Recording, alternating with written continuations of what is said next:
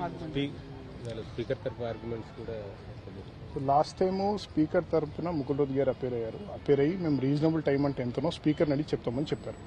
So order తర్వాత మన writ petition file చేసినప్పుడు 7 మంది ఎమ్మెల్యేల పైన జస్టిస్ గవయ్ గారి ధర్మస్థానము నోటీసెస్ కూడా అదర్ సైడ్ సర్వ్ చేయండి అని చెప్పారు. మేము ఇదే స్పీకర్ దృష్టికి కూడా తీసుకెళ్లి ఇచ్చాము. స్పీకర్ గారు కూడా అంతా చదివినాక మేము లీగల్ ఒపీనియన్ తీసుకున్నాక మేము బ్రీఫ్ తీసుకుంటాము, యాక్సెప్ట్ చేస్తామని అన్నారు. అదే విషయం కోర్టు కూడా చెప్పాము. ఈరోజు స్పీకర్ తరఫున న్యాయవాది రీజనబుల్ టైం అని మేము కమిట్ కాలేము, కోర్టులో మేము టైం చెప్పాము. 5 judges constitution bench Subhash Desai judgement ప్రకారం దాంట్లో రీజనబుల్ టైం అన్నారు, టైం ఎక్కడ చెప్పలేదు. సో మేము కమిట్ కాము అని చెప్పడం జరిగింది ఆయన. సో మేము ఆర్గ్యూ చేసి 10 నెలలు అయినాయి, మేము ఎస్ఎల్పీ వేసిన తర్వాతనే నోటీస్ ఇచ్చింది స్పీకర్, నోటీస్ ఇచ్చారు. అండ్ రిట్ పిటిషన్ ఫైల్ చేసినాక 7 మంది ఎమ్మెల్యేల పైన ఇప్పుడు నోటీస్ ఇచ్చారు. సో మేము ముందుకు వస్తే గానీ స్పీకర్ తనంతా తాను డిసైడ్ చేస్తలేరు. So already Keisham Megha Chandran Manipur judgement 3 months outer limit అని ఇచ్చారు క్లియర్ గా. అది 3 జడ్జెస్ బెంచ్ జడ్జిమెంట్. అది ఈ రోజు 2 జడ్జెస్ బెంచ్ కాంబినేషన్ లో ఉన్నారు. మేము అదే ప్రెస్ చేయడం జరిగింది. ఆల్రెడీ 3 months అన్నారు. మీరు ఇచ్చిన నోటీస్ ఏదైతే మీరు చెప్తున్నారో కోర్టుకి, ఆ రోజు నుంచి మీరు డిసైడ్ చేయాలి 3 months లో. That is the law. 10 months అయిపోయినాయి కాబట్టి మీరు 1 month లోపల ఇప్పుడు డిసైడ్ చేయాలి డే టు డే బేసిస్ మీద అని మా వాదన ఉండే. అండ్ ఇద్దరు ఎమ్మెల్యేలకైతే అసలు అవసరం కూడా లేదు అడ్జుడికేషన్, ఎందుకంటే ఒక ఆయన కంటెస్ట్ చేశారు, ఇంకొక ఆయన వాళ్ళ డాక్టర్కి ప్రచారం చేశారు. సో వాళ్ళకి అసలు అడ్జుడికేషన్ కూడా అవసరం లేదు. It is an open and shut case. దేనికి వాళ్ళు టైం ఇవ్వలేమంటే జస్టిస్ గవయ్ గారి ధర్మస్థానం రేపే వాయిదా ఇస్తాం, మీరు ఆర్గ్యూ చేయండి, మేము డిసైడ్ చేస్తాం రీజనబుల్ టైం అంటే ఏంటో అని అన్నారు. దానికి గాను వాళ్ళు 3 రోజులు టైం ఇవ్వండి, మేము కౌంటర్ దాఖలు చేస్తాము, కౌంటర్ చేసిన తర్వాత మేము ఆర్గ్యుమెంట్ చేస్తామంటే ట్యూస్డేకి పోస్ట్ చేయడం జరిగింది. మా తరపున మేము కూడా చెప్పాము, హైయప్ ఆన్ ది బోర్డు పెట్టమని చెప్పాము. ఎందుకంటే అది బోర్డు కిందకి పోతే మళ్ళీ అదొక సాకుతో కేసు లిస్ట్ రీచ్ కాకుండా అవుతుంది. సో హైయప్ ఆన్ ది బోర్డు అని జడ్జి కూడా చెప్పారు. మోస్ట్ ప్రాబ్లీ టాప్ 5 కేసెస్లో వస్తుంది.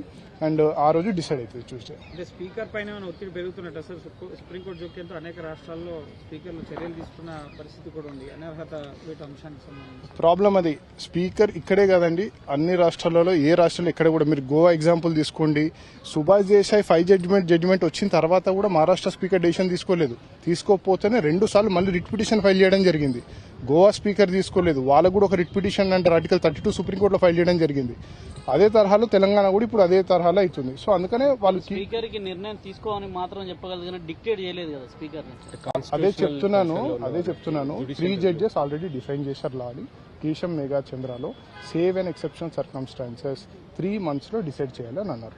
ఇప్పుడు 10 months అయింది ఫైల్ చేసి. నోటీసులు ఎస్ఎల్పి సుప్రీంకోర్టుకు వచ్చిన తర్వాత ఇచ్చారు. అండ్ అది కూడా అడగడం జరిగింది, 10 నెలల్లో మీకు ఏమైనా స్టే ఉందా హైకోర్టులో, మీరు ఎందుకు విచారణ జరపలేదని. దానికి వాళ్ళ దగ్గర ఆన్సర్ లేదు.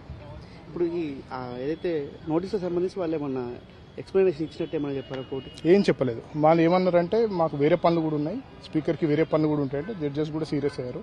వేరే పనులు ఉన్నాయని చెప్పి ఈ పని చేయకపోవడం, ఇది పెండింగ్ పెట్టడం మాకు అర్థమవుతుంది, మీ వ్యూ ఏంటో, అందుకని మేమే డిసైడ్ చేస్తామని జడ్జెస్ వాళ్ళే డిసైడ్ చేస్తారు. ఇప్పుడు కోర్టే డిసైడ్ చేస్తుంది రీజనబుల్ టైం. ట్యూస్డే రోజు కేసు వస్తుంది, ట్యూస్డే రోజు విచారణ జరిపి ఆ రోజు రిజర్వ్ చేస్తారు. సుదీర్ఘంగా ఆర్గ్యుమెంట్స్ చేస్తారు ఇరు పక్షాలు, ఆ రోజే జడ్జిమెంట్ రిసీవ్ చేస్తారు. అండ్ ఇంకోటి మీరు అన్న క్వశ్చన్కి డిసైడ్ చేయలేరు, డైరెక్ట్ చేయలేరు అంటే స్పీకర్ జ్యుడిషియల్ ట్రిబ్యునల్ ఉన్నారు. Speaker will wear 2 hats. Legislative hat వేసుకుంటే తనకి అబ్సల్యూట్ ప్రివిలేజ్ ఉంటుంది, because is a legislator.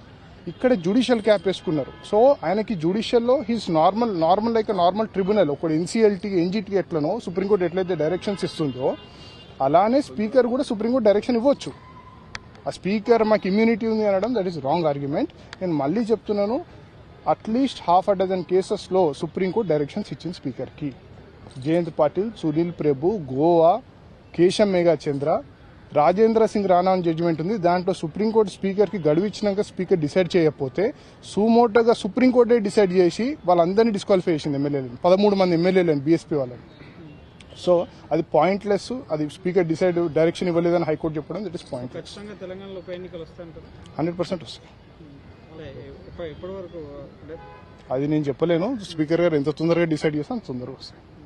Thank you.